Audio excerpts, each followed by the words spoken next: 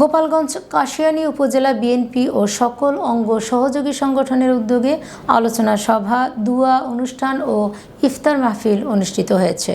সন্ধ্যায় উপজেলার রামদিয়া সরকারি এসকে কলেজ মাঠে এ অনুষ্ঠান অনুষ্ঠিত হয়।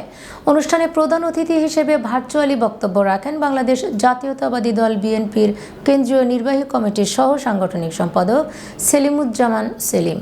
এ সময় প্রধান অতিথি হিসেবে বক্তব্য রাখেন গোপালগঞ্জ ২ আসনের ৩ বারের বিএনপি মনোনীত এমপি প্রার্থী ও জেলা বিএনপির সাবেক সভাপতি এম সিরাজুল ইসলাম সিরাজ। উপজেলা বিএনপির সভাপতি মোহাম্মদ গোলাম মোস্তফার সভাপতিত্বে এ অনুষ্ঠান অনুষ্ঠিত হয়। এ সময় বিশেষ অতিথি হিসেবে উপস্থিত ছিলেন বাংলাদেশ জাতীয়তাবাদী ওলামা দলের কেন্দ্রীয় কমিটির সদস্য হাফেজ মাওলানা ওমর ফারুক, জেলা বিএনপির সদস্য মোহাম্মদ খায়রুল ইসলাম, উপজেলা বিএনপির তথ্য গবেষণা বিষয়ক সম্পাদক শহীদুল আলম মুন্না, গোপালগঞ্জ সদর উপজেলার বিএনপির সাংগঠনিক সম্পাদক SM তরিকুল ইসলাম তারেক বক্তব্য রাখেন। এ সময় গোপালগঞ্জ ২ আসনের অধীনে কাশিয়ানী উপজেলার ৭ ইউনিয়নের বিএনপির নেতাকর্মীরা উপস্থিত ছিলেন।